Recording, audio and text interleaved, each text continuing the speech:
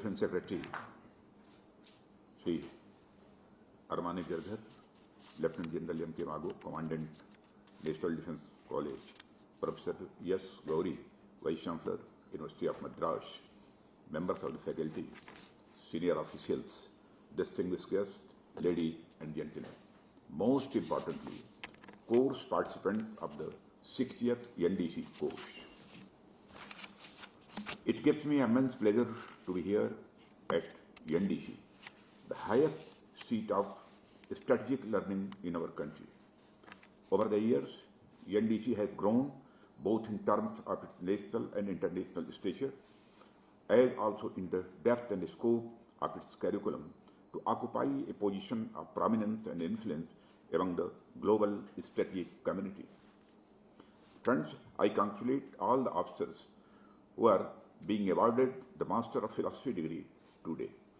It is said that theory without practice is pointless, practice without theory is mindless. I am sure that this academic exposure would have given a sound theoretical underpinning to your practical perspective.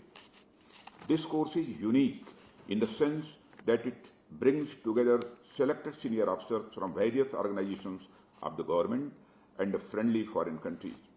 The objective is to prepare them for higher responsibility in the management of national security and other related areas of public policy. I am certain that this course would have enhanced your insight into the strategic challenges and opportunities that our nations are facing today.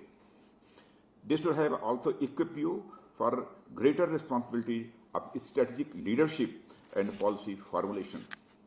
Friends, the concept of security has been associated with the history of human civilization from the very beginning. You all would be familiar with the concept of the state of nature by Thomas Hobbes, one of the major pioneers of modern political philosophy. In his work, he propounded that without the state, or rather without governance, which ensures security of life and property, human life cannot be an ideal life. Here, by state, he means the guarantor of security. Thomas Hobbes has mentioned in his famous work, Leviathan, that where there is no common power, there is no law, no wars, no letters, no society, and which is worst of all, continual fear and danger of violent death and the life of man, solitary, poor, nasty, British, and short. As per Hobbes, where there is no security, there can be no art, literature, prosperity, and culture. And where there is no culture, there is no respect for each other, and therefore no value of life. In such a situation, the existence of the state becomes necessary for a society having an ideal life. Security is the most primal function of the state. Whatever may be the political system, be it monarchy, feudalism, imperialism, or a democratic system, the responsibility of security has remained with the state. Friends, from the beginning of the tribal system till the development of state and nation, there have been changes in the paradigm of security, but the broad concept of security still remains the same. And this broad concept of security is the protection of human freedom, human rights, and the human dignity. The full potential of society's development can be realized only when its security is ensured. That is why I believe that the narrative of dichotomy between security and development, as stated by a few commentators, is false. Security is sine qua non for civilization to flourish and prosper. Friends, with the changing times and society, the dimensions of security have also changed. Till the recent past, security was generally viewed in two aspects. First, internal security, and second, external security. Internal security means the management of security within our borders and the maintenance of law and order. And external security means the protection of our borders from the foreign forces. But as seen from the last few decades, the gap between internal and external security is getting narrower. New dimensions of security threats are emerging that are becoming increasingly difficult to classify. Take terrorism from example. Generally, it falls in the area of internal security, but at times it comes to light that training, funding, and armed support of such organizations is being done from outside the country. Incidents of cross-border infiltration and cross-border terrorism are seen, which are classified in the category of external security. And now, we are facing such security threats which fall into the category of non-kinetic and non-contact warfare. Cyber warfare and information warfare are such security threats. The vulnerability of the critical infrastructure to cyber attacks has become a big concern. Critical infrastructure like power generation and distribution is increasingly becoming more complex and reliant on networks of connected devices. Just a few decades ago, power grids and other critical infrastructure operated in isolation. Now, they are far more interconnected both in terms of geography and across sectors. The energy sector is one of the main targets of the cyber attacks against critical infrastructure, but it is not the only one. Transport, public sector services, telecommunications, and the critical manufacturing industry are also vulnerable. Friends, our increasingly interconnected financial system are also at a great risk. You all must be aware that in February 2016, hackers targeted the Central Bank of Bangladesh and tried to steal $1 billion, while most transactions were blocked. $101 million still disappeared. This was a wake-up call for the finance world that cyber risk in the financial system had been severely underestimated. Today, the assessment that a major cyber attack poses a threat to financial stability is not a question of if, but when. Friends, likewise, information war have the potential to threaten our political stability. There is no account of how much fake news and hate material is likely to be brought in the society through social media platforms. The organized use of social media and other online content generation platforms is being used for engineering the opinion or perspective of the masses. The deployment of information war was most evident in the ongoing conflict between Russia and Ukraine. Throughout the conflict, social media has served as a battleground for both sides to spread competing narratives about the war and portray the conflict in their own terms. The propaganda campaigns as a means of a strategy to shape narratives are by no means new during warfare, but its reach has increased by leaps and bounds due to the shift forward social media as the primary distribution channel. Friends, another case in point is the role of the Cambridge Analytica in the US presidential elections of 2016, which revealed how the social media platforms created a connect us have been weaponized to influence free and fair elections around the world. India, with millions of WhatsApp and Facebook users and on various other social media platforms, has a big reason to be cautious.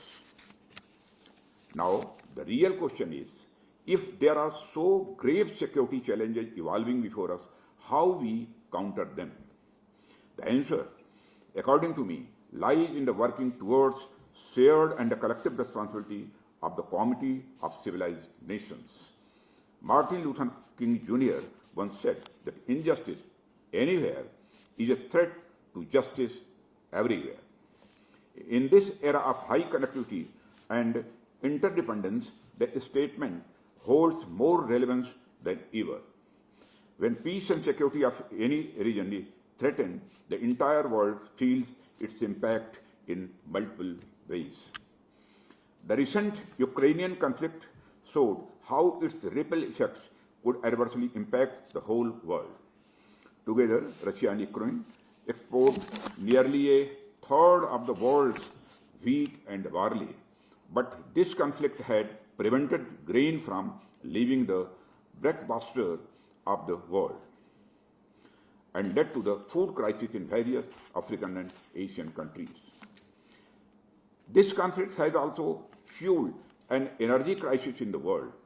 In Europe, oil and gas supply has been dwindling. India has also been affected as the Russia-Ukraine war led to the disruption in international energy supply, making the energy import much more expensive. Friends, if security becomes a truly collective enterprise, then we can think of creating a global order which is beneficial to all of us. The global community has been working towards it, and there exists a lot of multilateral organizations working in the field of security like United Nations Security Council. And what we now require is to elevate it to a level of shared interest and shared security for all.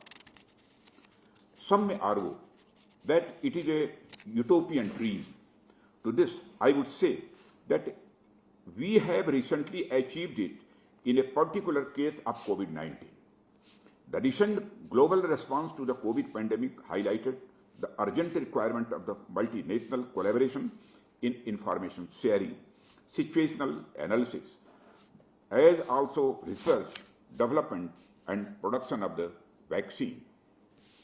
This was an important lesson for the world, and it highlighted the need for greater understanding, connect, and the cooperative initiatives between institutes and organizations within and across nations in handling issues of national and international security.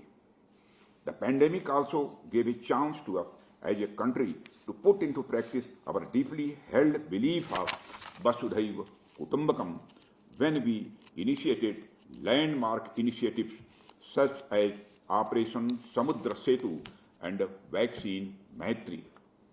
The impact of these initiatives has been very much visible in our bilateral relations with countries in the neighborhood and beyond. Friends, recently we have also been imposing the idea of the multi-alignment. We believe in a multi-aligned policy which is realized through diverse engagements with the multiple stakeholders so that views and concerns of all can be discussed and addressed for a prosperous future of all.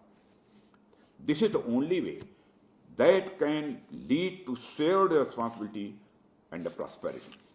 I would like to share another related issue in this security paradigm, that is, not to consider national security as a zero-sum game. We should strive to create a win-win situation for all.